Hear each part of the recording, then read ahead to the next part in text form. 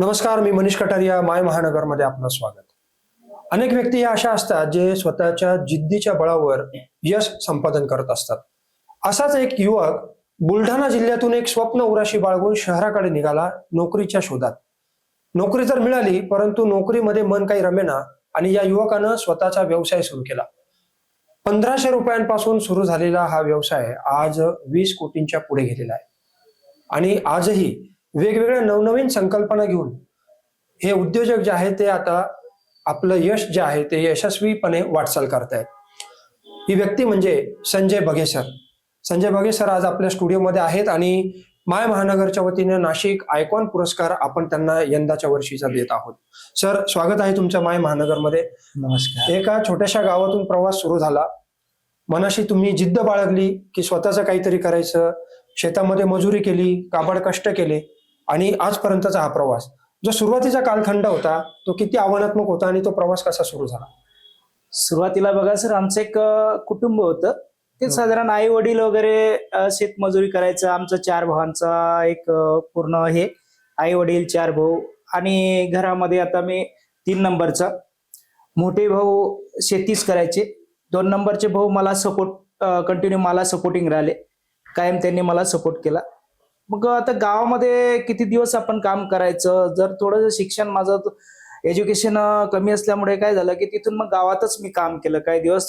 एक ट्रॅक्टरवरती आपण काम करतो बघा, ट्रॅक्टरवरती, थ्रेचरवरती. ते तर काम करत असताना ठीक आहे, चांगला पैसा मिळायचा सकाळपासून. परंतु माझा एक मित्र होता, ते काम करत असताना त्याचा एक हात त्या थ्रेचरमध्ये कटून गेला आणि तो माझ्या समोर ही घटना घडली. आणि तिथून मला असं वाटलं की आता आपल्याला गावात नाही थांबायचं, गाव सोडायचं. आणि तो एक स्वप्न केलं. आणि काय होतं की कुठं जायचं मग शहराकडे, एखाद्या मोठ्या पुणे, मुंबई, संभाजीनगर वगैरे. तर मग मुंबईमध्ये कुठेही गेलं तर मुंबईमध्ये कुठेही काम मिळते अशी एक हे होती. आणि तीच आशा मनामध्ये पकडून की आपण मुंबईमध्ये जाऊ. आणि माझे जे डॉक्युमेंट्स होते ते डॉक्युमेंट्स एका पिशवीत घेतले. आणि त्यावेळेस घराच्या बाहेर निघताना शेतीमध्ये काम करत असताना एक बबलू कंपनीची चप्पल होती, ती व्हाईट कलरची चप्पल. ती चप्पल स्लीपर पायामध्ये घेतली. एकच ड्रेस, आता टावेल वगैरे अख्ख्या घरामध्ये आमचं एकच टावेल. काय करणार, ठीक आहे, टावेल नाही, काही नाही, एक ड्रेस घेतला आणि तसं निघालो. काहीतरी करायचं बस. आणि घरून जे काही थोडेफार पैसे साचले होते 60-70 रुपये ते खिशामध्ये टाकले. पण मग कुठून प्रवास सुरू झाला तुमचा? आता माझा जो प्रवास आहे हा मलकापूर, म्हणजे आमच्या गावाजवळ जे रेल्वे स्टेशन चांदूर बीच आहे ते म्हणजे बुलढाणा जिल्ह्यामध्ये. पण मग तेव्हा तुम्ही काही ठरवलं होतं आपल्याला नेमकं जायचं कुठे? नाही सर, मला फक्त माझं नशीब कुठं घेऊन जाईल हे मला माहित होतं. एवढंच फक्त की आपल्याला जायचं, नाव कमवायचं. कारण आपल्या आई वडील आपल्या समोर जे काबाड कष्ट करतात आणि रात्री झोपताना कधी कधी आपण सर्व मुलं म्हणजे झोपलेलं असताना आई वडील असा विचार करतात की आपण 4 मुलं आहे. अशी अपेक्षा होती की कुठला तरी मुलगा, एखादा शिपाई जरी लागला तरी आपण त्या क्वार्टरमध्ये राहू आणि चांगले दिवस येतील. पण काय बाबा, एक पण हे असं नाही. त्यावेळेस त्या थोड्याशा गप्पा ऐकल्यानंतर मग असं वाटलं की नाही, आपण आपल्या आई वडिलांसाठी काहीतरी केलं पाहिजे. अच्छा. म्हणून मग जाऊ, घरावरती जे काही कर्ज आहे ते कर्जाचा बोजा कमी करू. लहान भावाचं शिक्षण चालू होतं त्यावेळेस, त्याचं LLB चालू होतं आमच्या लहान बंधूचं. तो 1 वर्ष फी भरायला नसल्यामुळे त्याचं पण तो 1 वर्ष घरी थांबला. मग त्याने सुद्धा शेतात मध्ये मेहनत करून वगैरे मग तो पण हे करत होता. आणि इकडे मग मला हे होतं की नाही, आपल्याला भावाचं शिक्षण पूर्ण करायचं. मग मी गाव सोडून बाहेर आलो. आणि आमच्या चांदूर बीचचं एक रेल्वे स्टेशन आहे. त्या रेल्वे स्टेशनवरती काय होते का, मोठी गाडी थांबत नाही, छोटे पॅसेंजर वगैरे थांबतात. त्या पॅसेंजरवरनं मी भुसावळपर्यंत आलो. भुसावळवरनं तिथून एक्सप्रेस पकडला. मला मुंबई जायचं होतं. म्हणजे रिअली मुंबईमध्ये लाईफ होतंय. मुंबईकडे ओढा होता, मुंबईचा ओढा होता. कारण मुंबईमध्येच आपण काहीतरी करू आणि पैसे मिळू. मग तिच्यात बसलो. आणि काय होतं की कालांतरात ती गाडी जी आहे 40गाव पर्यंत आली. 40गावला थांबली.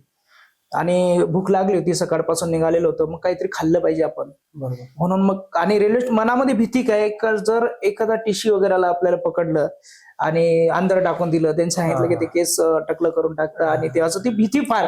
मग तिथं न थांबता रेल्वे स्टेशनच्या बाहेर आलो. तिथं थोडाफार नाश्ता वगैरे केला, थोडेफार पैशाचा. आणि मग पुन्हा आलो. तर थोडं इकडे तिकडे हे करत करत संध्याकाळी एक रात्रीची गाडी होती, त्या गाडीमध्ये बसलो मी.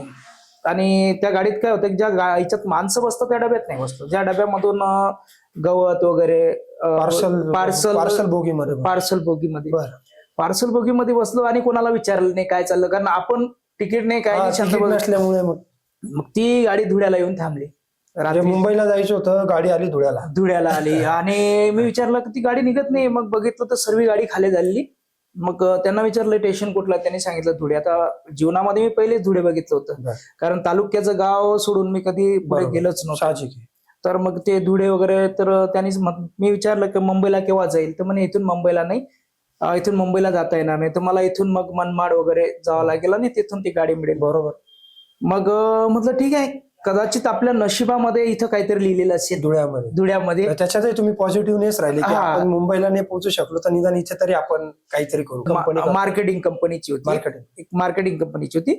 तिच्यामध्ये तिथे गेलो, इंटरव्ह्यू दिला. त्यांनी सांगितलं कुठून आला, एवढ्या लांबून कसा आला, तर त्यांना सांगितलं मी विदर्भातून आलो आणि हे पेपरमध्ये जाहिरात बघून आलोय, तर कसं काय. त्यांनी सांगितलं तुझं काय झालेलं आहे, क्वालिफिकेशन वगैरे. मी ते डॉक्युमेंट दाखवले त्यांना की माझं क्वालिफिकेशन हे आहे. ओके ठीक आहे. मग त्यांनी सांगितलं की डोर टू डोर प्रत्येक घरी जायचंय, हा. ह्या वस्तू विकायच्या आहे. काय वस्तू?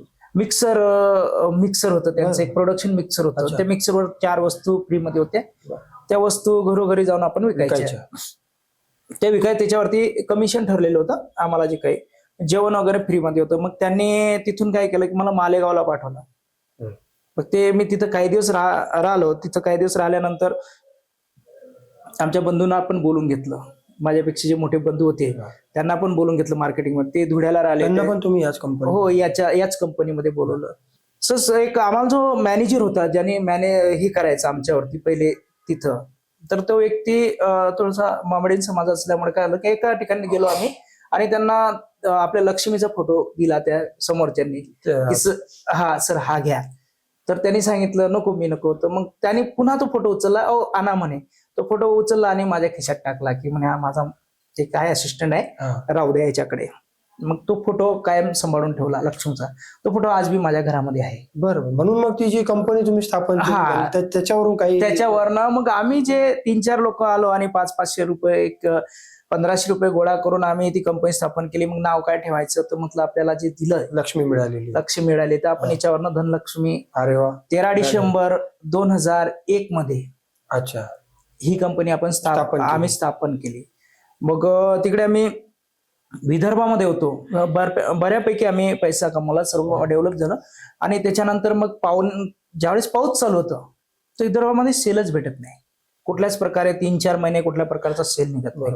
मग आम्ही एक रोड ॲटलस नावाचं पुस्तक मिळतं बघा आपल्या बस स्टँडवरती. तिच्यामध्ये जिल्हे, तालुके सर्व याच्यात काय पिकतं, काय कुठं काय असतं कोण्या जिल्ह्यामध्ये, त्याचा थोडासा अभ्यास केला आणि आम्हाला समजलं की नाशिक जिल्हा असा आहे की हा 12 महिने सुद्धा तिथं आपण व्यवसाय करू शकतो. बरोबर. अशा क्वालिटीचा. कारण मार्च महिन्यामध्ये आपल्याला द्राक्ष भेटतात आणि याच्यामध्ये जानेवारी फेब्रुवारी मध्ये कांदा वगैरे राहतो, कांदा असतो. त्याच्यानंतर जून जुलै मध्ये जे आहे, जून जुलै मध्ये मिरची राहते त्या भागामध्ये. ऑगस्ट मध्ये टमाटर राहतं. बरोबर. नोव्हेंबर मध्ये कोबी फ्लावर वगैरे राहते सटाणा. असं पूर्ण अभ्यास केला आणि मग तिथून आम्ही इकडे आलो. तर आम्ही राजकोटमध्ये गेलो. राजकोटवरनं मग कुठली चांगली कंपनी शोधायची, तर कंपनी माहिती नाही कशी शोधायची. पण एखादा डिझायनर असेल, त्या डिझायनरकडे डिझाईन तयार करायला 100% कंपनीवाले येत असते. आम्ही डिझायनर शोधला तिथं राजकोटला. मग त्यांना विचारलं की तुमच्याकडे किती घरघंट्यावाल्या लोकांचे डिझाईन बनतात. त्यांनी सांगितलं माझ्याकडे एवढं. तर तुम्हाला कुठला चांगला वाटते व्यक्ती, आम्हाला त्यांचा ऍड्रेस द्या. त्यांनी ऍड्रेस दिला. समोरच्याला कॉल करून दिला समोरच्या कंपनीमध्ये की अशी अशी व्यक्ती आहे, चांगले वाटतात, मी ओळखत नाही. जी तुमचं काही घेणदेण असेल, लेनदेन राहिलं त्याच्याशी माझा काही घेणदेण नाही. व्यक्ती चांगला वाटतो चेहऱ्यावरनं, म्हणून मी तुम्हाला कॉल केला. तुमचा व्यवहार झाला, याच्याशी माझा काही कुठला संबंध नसेल, तुम्हाला वाटलं द्या. तिथून आम्ही जो व्यवसाय सुरू केला घरघंटीचा. आणि नवीन असल्यामुळे पहिल्या वर्षी आमचं एवढं वर्षभर 2 घरघंट्या सुद्धा सेल नाही झाल्या. एक वर्षभर. मग करायचं काय आपण, तेवढे आम्ही स्कीम काढली सर. एक घरघंटी घ्यायची आणि वैष्णोदेवी यात्रेला यायचो, आणि ते पण 1500 रुपये महिन्याने पैसे द्यायचे. 10 महिने पैसे द्यायचे. 10 महिने 1500 रुपयांनी पैसे द्यायचे. असे करत करत आमचे 101 मेंबर झाले. आणि पहिली ट्रिप आम्ही वैष्णोदेवीला घेऊन गेलो. 101 लोकांची ट्रिप मी वैष्णोदेवीला घरघंटी विक्रीतून त्यांना ट्रिप दिली. आणि बघा काय योग ना, त्या दुसऱ्या महिन्यात मला 900 लोकांचा एक ई-सेल मिळाला आणि तिथून मग आम्ही जो आजपर्यंत खूप मोठा टप्पा घातला. त्याच्यानंतर मग वेगवेगळे आयटम घेऊन मी आलो. मग धनश्री एंटरप्राइजेस, धनलक्ष्मी मार्केटिंग, बरोबर, याची मुहूर्तमेढ रोवली. त्यानंतर वॉल्सन इंडस्ट्रीज याच्यामध्ये तुम्ही पुन्हा एक पाऊल टाकलं. बरं. नेमकं धनलक्ष्मी ते वॉल्सनचा प्रवास नेमका काय आहे? कारण आता धनलक्ष्मी मध्ये काय होतं की ट्रेडिंग कंपनी आहे. हा. धनलक्ष्मी ट्रेडिंग आहे, तिथून आणायचं आणि विकायचं. हो. आज संजय बघेला नाशिक ओळखते, संजय बघेला कळवण तालुका ओळखते. माझी ओळख तेवढ्या एरियापुरतीच राहिली. बरोबर. पण मला वरती जायचं असेल, कारण ह्या लोकांनी मातीमध्ये ज्या लोक आहेत त्याच लोकांनी मला खूप मोठं केलं. बरोबर. पण मला काही करायचं असेल तर या लोकांशी करायचं. बरोबर. आणि मी सेल्समनशिप करत असताना माझा ज्यांच्याशी कॉन्टॅक्ट आला त्या महिला मंडळांशी, हो. कारण घरी पुरुष मंडळी नसायची. बरोबर. मग मला असं वाटलं की यांच्याकडनंच खरोखर मला पाठबळ मिळालं आणि मी आज एवढा मोठं झालो. मी काही करेल तर महिलांसाठी करेल. बरोबर. मग त्याच्यासाठी काय करायचं तर एक हेअर ऑइलचा विचार केला, शॅम्पूचा विचार केला, पण ते आहे भरपूर आहे. मग थोडस त्या टायमात आम्ही घरी बसलेलं असताना पॅडमॅन चित्रपट हा याच्यावरती आला, टीव्ही वरती बघितला. पॅडमॅन बघितल्यानंतर ती संकल्पना डोक्यात फिट झाली की आपल्याला बायकोशी चर्चा केली की असं असं. म्हणजे अक्षय कुमारचा जो पॅडमॅन पिक्चर बराचसा चर्चेत आला तो. बरोबर. मग बायकोशी चर्चा केली, मुलीशी चर्चा केली, मुलांशी चर्चा केली, सगळ्यांशी चर्चा केली. घरी आई वडिलांना विचारलं की मी असं करतो. आई वडील पहिलेच लाजून गेले की तू काय का करतो बाबा, तुला हे चांगलं आहे ना, आणि हिच्यात कोणी जातं का, हे कोणी करतं का, असं काय काम करतो. म्हटलं नाही, हिच्यामध्ये आता बघा बापा की अक्षय कुमारने सुद्धा तिच्यावरती चित्रपट काढला. आज ते झालं. मग तिच्यावरती थोडस आम्ही पूर्ण अभ्यास केला. ते मशीन शोधण्यासाठी मी चायना पण जाऊन आलो. चायनाला काही दिवस राहून आलो, ते मशीन बघितल्या. त्याच्यानंतर दिल्लीला काही दिवस राहिलो, त्याच्यानंतर मुंबईला, आणि मग ती मशीन चॉईस केल्या. मशीन चॉईस केल्या, ठीक आहे, मशीन वगैरे सर्व बघून आलो. मग आपल्याला इंडस्ट्रीज मध्ये कुठेतरी जागा मिळायला पाहिजे. म्हणून कळवणचे जे व्हाईस चेअरमन आहे डॉक्टर किशोर कुवर म्हणून, ते माझे चांगले मित्र होते. मग त्यांनी मला ती जागा उपलब्ध करून दिली. त्याच्यानंतर जे संचित बेबीलाल संचिती आहेत, आनंद अग्रवाल आहेत, या सर्व मित्रांनी, संजय देवरे म्हणून आहेत आमचे एसकेडी वाले, त्यांनी सहकार्य केलं आणि तिच्यातून मग ती जागा मला उपलब्ध करून दिली. त्या जागेवरती बिल्डिंग उभी राहिली आणि त्या बिल्डिंग वरती मग इंडस्ट्रीचं नाव काय ठेवायचं खूप सर्च चालला. कारण हे नाव टाकलं का रिजेक्ट व्हायचं, ते नाव टाकलं का रिजेक्ट व्हायचं, मग रजिस्ट्रेशनसाठी काय करायचं, खूप विचार केला. मग आखरी विचार केला की ठीक आहे, आमच्या वडिलांचं नाव वामन, आईचं नाव लीलाबाई, यांचा मुलगा संजय. अच्छा. बघा, वडिलांचं नाव वा घेतला, लीलाबाईचा ल घेतला, आणि यांचा पुत्र संजय, वाल्सन नाव. अच्छा, वाल्सन. अरे वा. अच्छा, म्हणजे घरच्यांच्या नावातून, आई वडिलांच्या नावावरून वाल्सन, ही वाल्सनची निर्मिती झाली. आणि ते एवढं लकी ठरलं की ह्या वाल्सनसाठी मला सांगतो की चेन्नईची खूप मोठी कंपनी आहे. ती कंपनी रिसर्च करते सर. आता ती कंपनी रिसर्च करते की तो जो पॅड, डिस्पोजेबल पॅड, म्हणजे पाण्यात टाकता कपी विरघळला पाहिजे, म्हणून तो पॅड आमच्या मशीनवरतीच बनवत आहे.